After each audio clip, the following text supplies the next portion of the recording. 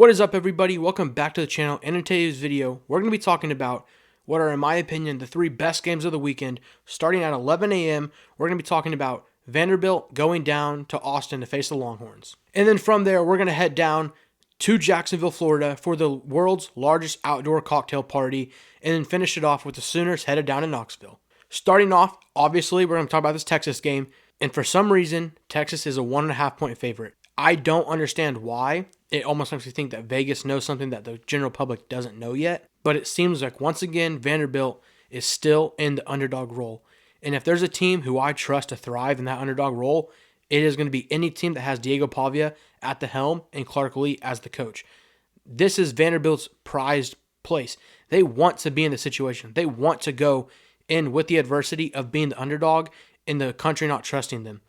In my opinion, I think that Vanderbilt is the better team here. With how we've watched Texas come out early in these games and how they came out slow and let the other team get a massive lead on them. Granted, Texas came back from those and won, which you have to give them their flowers for winning. They found a way to win, but it was ugly. Vanderbilt's not going to give you the same opportunities. What Mississippi State and what Kentucky gave you, the ability to come back and win, Vanderbilt will put you to sleep. They will finish you off and they will end the game. In my opinion, the key things here are Texas has to play not sloppy. They have to come out on fire. They can't play with fire anymore. They can't play with 10-point deficits and expect their team to come back in overtime and win. And they're going to have to hope that Arch Manning's healthy. I think that has a big thing to do with this game is how is Arch Manning healthy? And if he's not, how well can Matthew Caldwell play in his place as he's not as mobile as Arch Manning is? For Vanderbilt, their keys are you have to play clean, you have to run the football. Texas is one of the best run-stopping defenses in the country. They're not going to let you run all over the place. Vanderbilt, they can if they want because of the way their quarterback can run the football effectively, but will they? Also, Vanderbilt has a top 12 defense in the country. Can they force Arch Manning or Matthew Caldwell into risky turnovers or risky passes? This is a game where both teams' secondaries have not been that great this year. Can either team attack them? In my opinion, Texas has the weapons to attack Vanderbilt's secondary better, but Vanderbilt has the weapons to stop Texas in the run game, which Texas' run game has not been well this year. I think for my final prediction in this game, I've trusted them all year. I've taken them every game this year. I even took them against Alabama. But I'm going to go with Vanderbilt to pull this one out at the road game in Austin, 27-21. And I think that 7 of those points for Texas comes off a Ryan Niblett punt return touchdown. But in the end, I think that Vanderbilt is going to put them away as they get out to a 10-0 head start against the Longhorns. Headed down to the 2:30 game, the world's largest outdoor cocktail party. This is such a fun one between two teams who have a storied history playing. It's going to be Florida versus Georgia. Some of the points I took down for Florida was they have a new interim head coach, Billy Gonzalez. The biggest key here for Florida is, are the players going to buy into this new coach or are they going to check out? This is the game we will figure that out. What happens? Do you see these players truly buy in and say, now we're playing for Florida, not Billy Napier? Or do they check out and say, let's look at what we want to happen next year? Do we want to transfer? Do we want to stay? What Florida Gators team do you get? I think that's a huge thing here. I think if you get a Florida team that's bought in, they have every potential in the world to win this football game. If they're half checked out, they will get obliterated. For Florida, they're going to have to continue with what's been working the last few weeks. Their offense has been better, and it's been better behind the backs of the run game behind Jaden Baugh and their pass game behind Dallas Winston. How do they continue to use those two players to be weapons, especially against a Georgia defense that has been really bad this year, which is shocking under a Kirby Smart team? Florida has all the talent in the world to win this football game. It's just how bought in are they, and how are they willing to go out there and fight to the death to win this football game, and how well can they contain Georgia's offense? Because Georgia's defense has been really bad, but remember, Georgia's offense has been on fire recently and all year. Can Florida contain that offense? For Georgia, your offense is going to have to score points to win this football game. Against a very, very good Florida defense, how well can you run the football against a very good defense? And how well can Gunnar Stockton come out and play and not have turnovers against a very good secondary? At the same time, though, how can you come out of the game hot? All year, you've came out slow in every game. Have you found ways to come back and win them? Yes. I don't know if that's sustainable against how good this Florida defense is. Because if this Florida offense can give themselves a 7 to 10 to 14 point lead, this could get very scary for Georgia. The same way that Auburn came out and took a 10-0 lead, if Florida can do that, I believe that Florida could win this football game. But I think this is the week that Kirby Smart gets the boys up and ready for a rivalry game. I think Georgia's going to come out of the gates, and they're going to be leading 17-0 going into halftime. I think they come out and they just dominate the first half. And then I think in the second half, we get more fight out of Florida. But I think ultimately it's a 31-24 game. Give me the Bulldogs.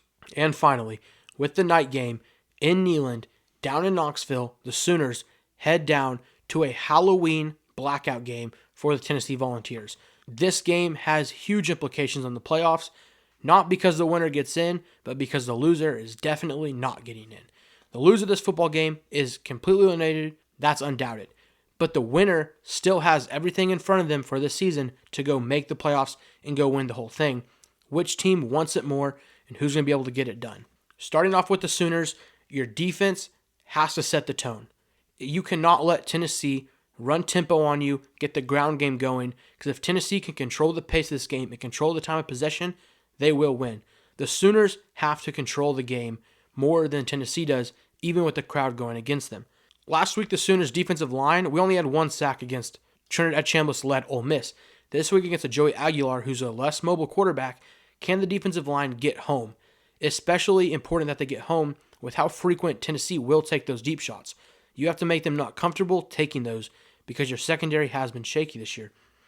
At the same time, though, Tennessee has a banged-up secondary.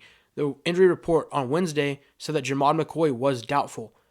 If he plays, it's not going to be helpful, but if he doesn't play, the Sooners will have to attack the Tennessee weak secondary to go score points. This is a game that neither team is going to win in a 10-10, 10-7 showdown. This is going to be a higher scoring game. The over-under is at 56.5, and that's not crazy with how these two teams play. I think that the O-line here is a big thing. The Sooners have obviously chosen to go in a direction of youth. It seems like they're setting this O-line up to succeed next year and the following year. But this year, how well can that O-line be composed against a rowdy 100,000 fans in Neyland? Can they contain themselves from getting false starts and those holding calls and the penalties that really hurt an offense when they're moving the football? How well can they open up run games for Xavier Robinson, who in my opinion should get 15 to 20 carries this game with how well we saw him? But how well can the O-line, the young O-line, go up against a veteran defensive line like Tennessee has? John Mateer. John Mateer has to be better. This team is going to win 4 games to win the season based on John Mateer, or they're going to lose all 4 because of John Mateer. This team is so dependent on how well the quarterback plays. The defense is great. The run game is iffy. But at the end of the day, you have to score points to win, and John Mateer recently has not been doing that at a good enough level. Last week, he missed a lot of passes to open receivers, whether it be shallow receivers or it be deep passes. He missed them. This week, he has to be better, and we need to chill out with the quarterback run game. It hasn't been working. Don't make John Mateer go be Superman. Let John Mateer be the pocket passer and the quarterback in the backfield, and let your young offensive line and your running back do the run game. Also for the Sooners, you have to win the front 7 this week. Against a Tennessee team that loves to establish the run game to then go attack the pass, the front 7 has to win. Limit the running backs. Limit Star Thomas. Limit them to less yards per carry than Oklahoma has. And then on the same side, your offense has to control the front 7. Get the push. Get the 5-yard rushes. Average 3.5 yards a carry this game, and the path to winning is very much there. Headed down to Tennessee, you just got to copy what Ole Miss did. Tennessee plays a lot of the same offensively that Ole Miss plays. The weather's not going to be the same, but if you can copy what Ole Miss did, Tennessee will win this football game. If they have the ball for 35 minutes of time of possession, they will win the football game. If they win the turnover battle, they will win the football game. If they can go score 36 points, they will win the football game. The question is, can Oklahoma stop those things from happening? Because we couldn't do it last week, can we do it this week? I said it earlier talking about OU, but Tennessee is going to take deep shots. How many deep shots? It all is going to depend on how well the Oklahoma Sooners can stop the run game. Because if they can stop the run game, Tennessee is not going to be able to take those play-action deep bombs they like to. But at the same time, if they try to take deep shots and Oklahoma Sooners D-line is getting consistent pressure on the quarterback, they don't have time to take those deep shots, and you can completely eliminate 30% of their playbook out of the equation. This is a major key in the game, is the D-line versus the O-line. If Tennessee has time in the pocket like Trinidad Chambliss did, the Sooners will get torched over the top for over 350 passing yards. You can mark my words on it. If the D-line is getting home and is getting sacks and is getting TFLs, Oklahoma Sooners will eliminate the deep ball, and I think they'll win the football game. This is a game that you'd like to say comes down to who's going to win the trenches, but in my opinion, it's who's going to win the perimeter. Who's going to win the one-on-one matchups at receiver and DB for either side. Are you going to see Chris Brazell get 150 receiving yards, or are you going to see Eli Bowen get an interception or two? Or are you going to see Robert Spears-Jennings finally step up and make that big play? Are you going to see Cortland Gilroy stay like the good freshman he's been? Who wins in these places? Is it going to be a Mike Matthews touchdown bomb? Which one is it? That's the factor in this game that I think matters the most. What scares me most in this football game as an OU fan is that Tennessee has the ability to blow Oklahoma out of the waters. They have the ability to just knock the doors off the thing and it go be a 56-14 route. They have that potential. If their offense can get going and that crowd gets going and it gets in the defense's mind how available this game is to win, the Sooners lose all their chance. They cannot come out slow and rusty on defense like they did against Ole Miss. Tennessee will capitalize on your mistakes. This game is who's going to come out of that first quarter punching first. And after that first punch, will the other team respond with a counter punch, or will they sit in the corner and just get KO'd? I think that the Tennessee Volunteers have a better chance at blowing OU out than OU does by winning by more than 7 points. This is a game that if Oklahoma wants to win, it is going to be a gritty win, and which team can contain themselves and play more resilient and more smart football. Oklahoma has a tendency to get penalties a lot more than their opponents.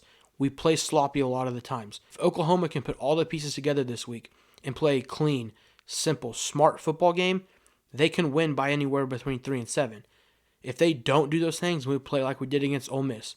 Tennessee very well could beat Oklahoma by 21 plus. I think some of the things that make this game so fun is that Tennessee is the most explosive offense in the country. At the same time, Oklahoma Sooners defense is the most explosive defense in the country. Tennessee scores some of the most points, has the most explosive plays, while Oklahoma allows the fewest explosive plays. So, which one of those prevails? And in the most times, it is the offense. Can the Sooners defense be out of the norm and be the one that prevails? The line for today is going to be Tennessee minus 3.5 and the over-under at 56.5. I really hate that hook for Tennessee at minus 3.5 if you're betting on it. But in my opinion, I think this game finishes with a 37-34 win, and you already know it. Give me the Sooners. Remember, these are just my takes, so make sure to leave y'all's takes down below in the comment section. Also, while you're down there, hit that like, subscribe, and noti bell, and tune back in next Monday for my video reviewing all the games we just talked about. Boomer.